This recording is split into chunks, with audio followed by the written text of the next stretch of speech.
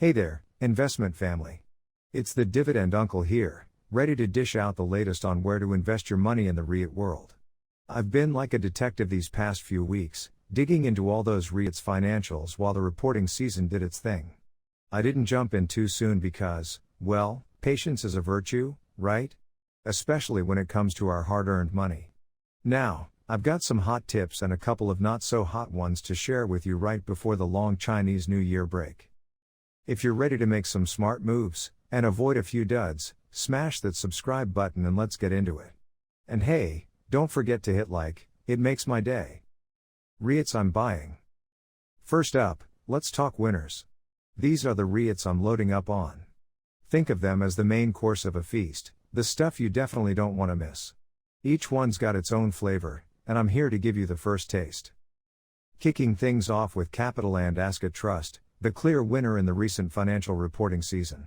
It is a vanguard in global hospitality, with 106 properties from serviced residences to rental housing worldwide, and market valuation of assets at close to 9 billion Singapore dollars. Keppel and AREIT Trust reported a stunning 14% increase in distribution per unit or DPU, and a dividend yield of more than 7% that's music to our ears. Their strategy of trading up properties keeps the portfolio new and high quality, and at today's prices, we're getting it's definitely time to load up. One thing investors were concerned about is that the potential increase in average interest rate, due to around 18% of its debt up for renewal in 2024. Based on a check by the Dividend Uncle, the impact could be about 50 basis points increase in average rates, with a projected decrease in DPU by 0.08 cents. No worries on that front, since that is only 1% off the DPU. Next, we have Mapletree Logistics Trust.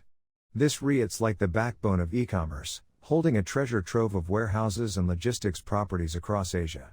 Despite its solid performance, with rental reversion up 3.8% and DPU increasing 1.2%, concerns over its assets in China have left its share price feeling a bit blue. Poor economic performance in China, and its close to 20% assets in China are the main drivers. But I believe this is like a Marvel superhero movie where the hero's in a tough spot at the moment, you know they're going to come out on top in the end. I'm betting on its comeback story, especially with the proactive and experienced management and the e-commerce boom nowhere near its end credits. Rounding off my shopping list is Mapletree Pan Asia Commercial Trust. This is a heavyweight in the commercial property game, owning assets from bustling shopping malls to office spaces in Singapore, Hong Kong, China, and Japan. In a previous video, we navigated through the REIT's stormy waters, highlighting the underperformance of Festival Walk Mall as a significant risk. Yeah, it's been a bit of a drama queen with performance issues, but things are looking up. The latest results show signs of steadying, with the negative rental reversion declining to -8%, from -13% from a year ago, and shopper traffic and tenant sales all up. With the market still undervaluing this gem, despite its Singapore assets booming all around, it's prime time to start buying a little, and wait for the applause when it takes its recovery bow.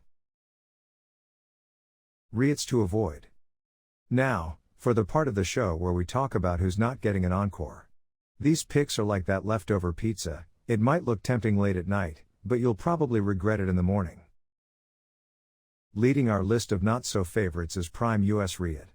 This one's a player in the prime office spaces across the US, but it's got a debt load that's a little too high for comfort, and an upcoming revaluation decline that may push things out of control.